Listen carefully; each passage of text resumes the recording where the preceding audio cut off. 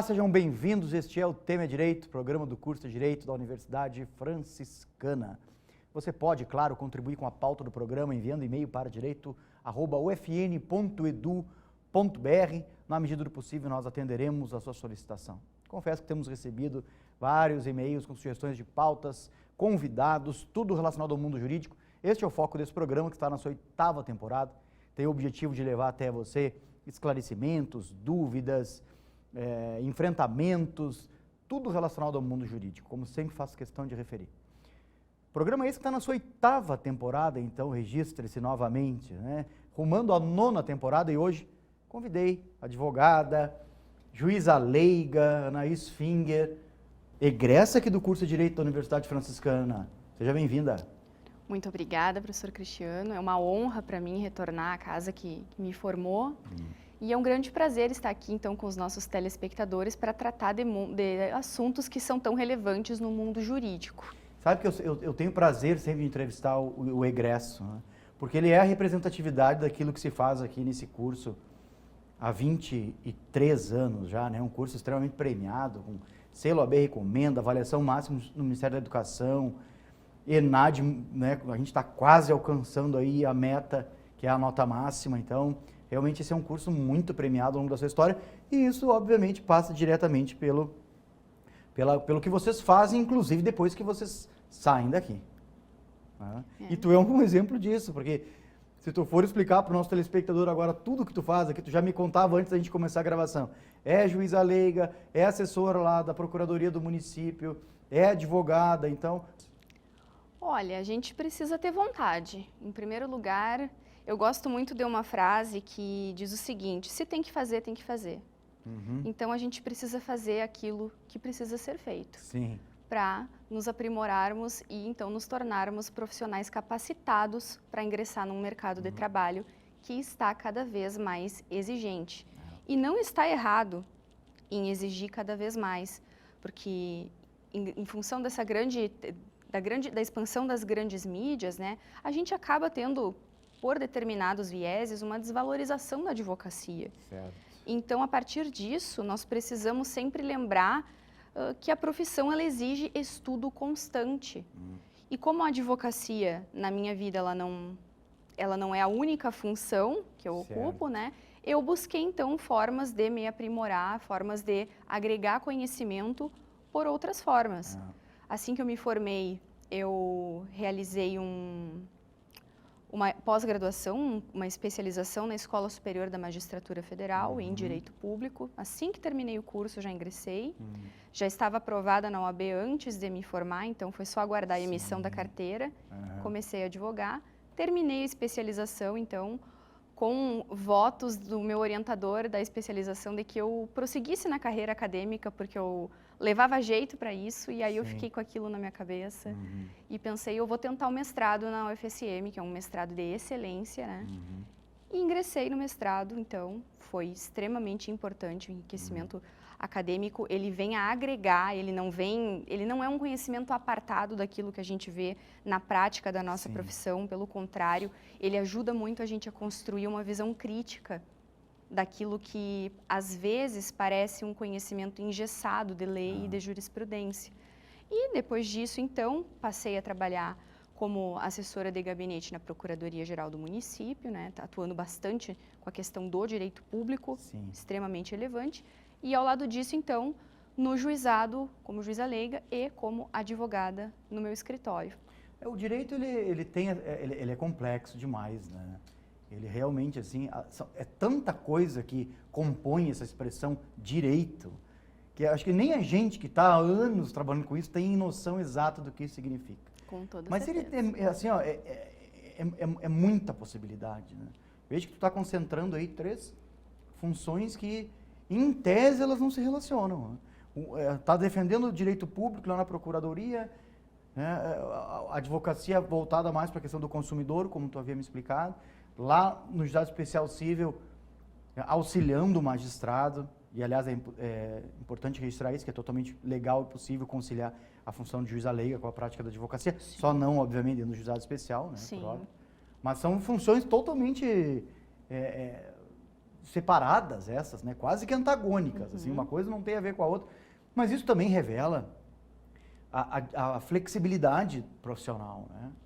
Revela a capacidade humana de enfrentar desafios diferentes em ambientes diferentes. Com toda certeza. A gente precisa ter versatilidade para enxergar um problema Exato, versatilidade. a partir de determinado ponto de vista. Então, a mesma contenda, ela não vai ser enxergada da mesma forma quando eu estou atuando como juíza leiga, Sim. quando eu estou atuando como assessora de gabinete, quase como Claro. advogada do município, Sim, né? sim. Ou então como advogada privada.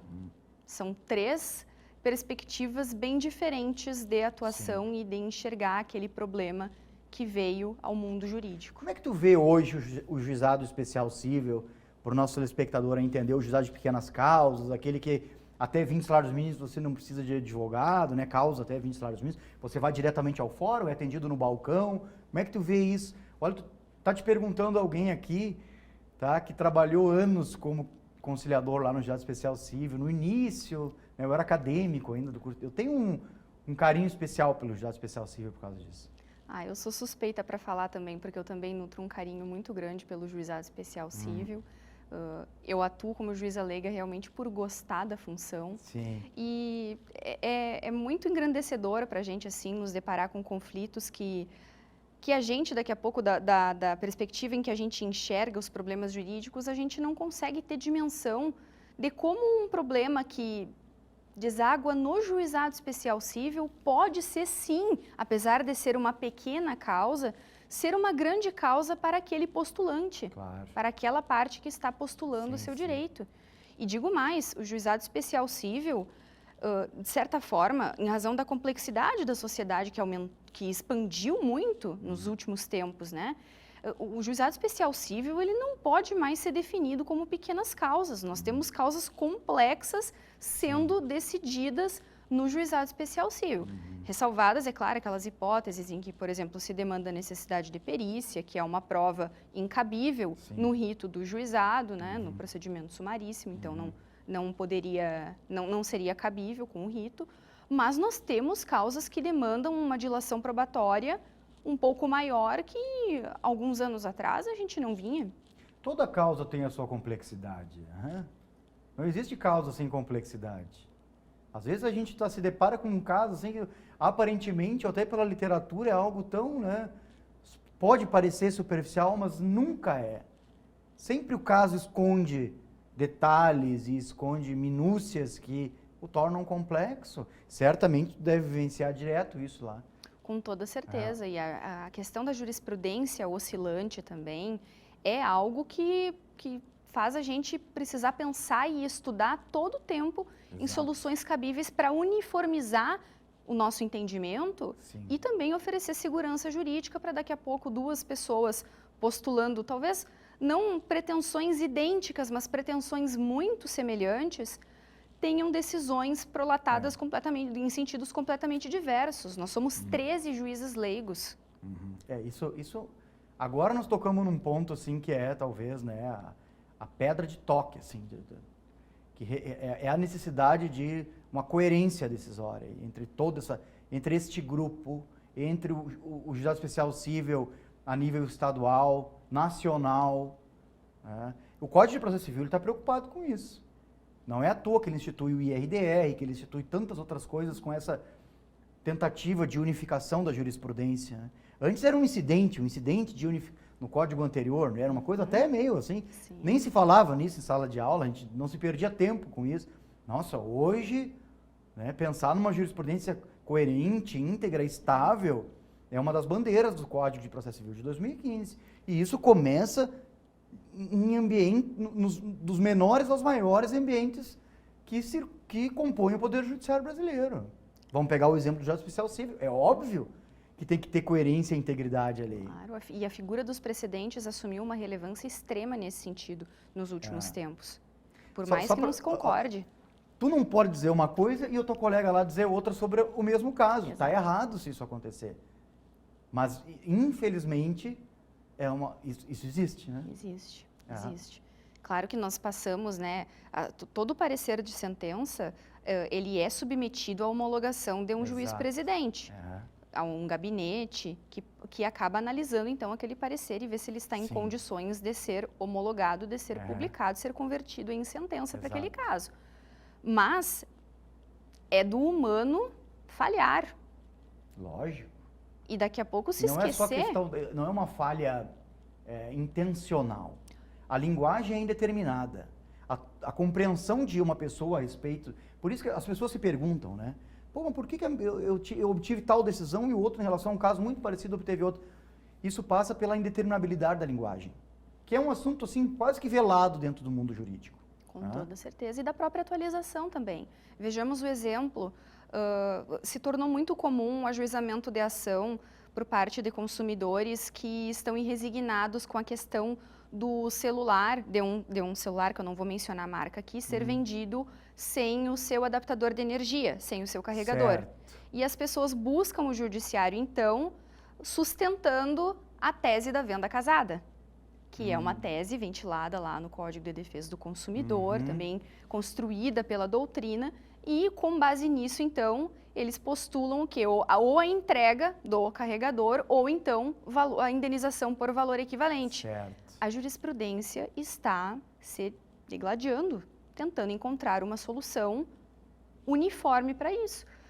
E eu mesma, na minha experiência do juizado, eu tinha uma visão completamente diferente do que eu tenho atualmente 6 meses atrás. Certo. E já dei 2 pareceres distintos em casos que eram, para não dizer iguais, extremamente semelhantes, porque a gente também vai se aprimorando, a gente também vai se defrontando com teses que nos fazem refletir. Lógico.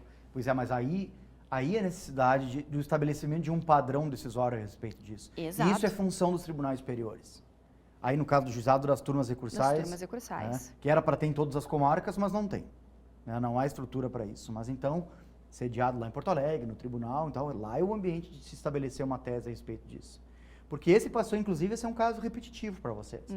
E a gente sabe que, eu usei o exemplo do incidente de resolução de demanda repetitiva, ele é aplicável ao juizado especial civil, a literatura, ela é uníssona a respeito disso, então, aí é um exemplo de que precisa se constituir um padrão e pronto, a resposta está dada e termina com essa loteria decisória, né? Porque é estranho alguém entrar com uma ação e obter uma indenização ou o direito sei lá, de obter o carregador aí, né? E o outro não. O sistema, o direito, ele não satisfaz quando isso acontece. Ele não cumpre o seu papel. É claro que nós vamos nos deparar, nesse sentido, com causas que têm aquele distinguish. Certo. Que elas se diferenciam. Então, a causa de Sim, pedir ela é sem sombra de diversa. Cada caso guarda uma peculiaridade que pode vir a impactar no desfecho do processo, no sentido da sentença. Mas agora, para aqueles casos que realmente vemos pedido, causa de pedir, a própria narrativa dos fatos muito semelhante, para não dizer idêntica, nós precisamos sim, é urgente que se estabeleça uma uniformização para garantir, então, segurança jurídica e realmente nós não tornarmos o judiciário uma loteria. Sabe que né, nesses anos todos, assim, eu acho que teve uma época da minha vida que eu romantizei mais essa história do caso concreto, da peculiaridade do caso concreto. Mas assim, e muito possivelmente a forceps aconteceu comigo isso, do sistema me mostrar que, olha, pode ser algo meio lúdico isso, quando na verdade tem muito caso que é mais semelhante a outro do que a gente imagina, né? Esse é um tipo de situação aí, esse que a gente está conversando aqui, que precisa de uma resposta padronizada. Tá? Não interessa se a pessoa comprou numa loja, ou comprou pela internet, ou usa para trabalho, ou usa para lazer. Há um negócio, há uma suposta venda casada, não há, etc. Com certeza, isso precisa ser definido. Mas aí estamos diante de mais um exemplo que aparentemente é um caso simples de ser resolvido, mas não tão simples assim, porque as turmas recursais, elas não entraram num consenso ainda. Nós encontramos decisões para os dois lados. Pois é, que interessante. O direito é incrível, né? Assim, e ele é muito linguagem. É incrível. E o Brasil é um país continental também. Tem mais essa. Quando você sai, né, você vai para longe do lugar habitual de trabalho, você vê tanta coisa diferente, às vezes mais avançada, às vezes menos. Imagina o tamanho do Brasil para lidar com um direito, né, que é o mesmo e que, pô, revela toda essa riqueza que a gente tem. Para todas as camadas sociais, para todas Exatamente. as culturas que o país É muita abrange. complexidade. De fato. Mas, Anaísa, eu queria agradecer. Quero te parabenizar aí por esse monte de atividade que tu está, né, desempenhando, e tenho certeza que com competência, né, tu é, como falei no início do programa, uma egressa aqui do curso, isso nos orgulha muito, né? Porque é a representatividade de que aquilo que se faz aqui nesses 23 anos está sendo bem feito. Então, nos tranquiliza isso, tá bem? E te agradecer a gente sabe das agendas, sempre lotadas, todo mundo, né? Mas te agradecer aqui pela presença, portas do estúdio sempre abertas. E eu que agradeço, é uma grande honra para mim retornar à casa que me formou e que me formou tão bem. Maravilha. Muito obrigada. Nós que agradecemos. E agradecemos a você também pela audiência. Fique ligado nos próximos programas da TV da Universidade Franciscana. Até a próxima.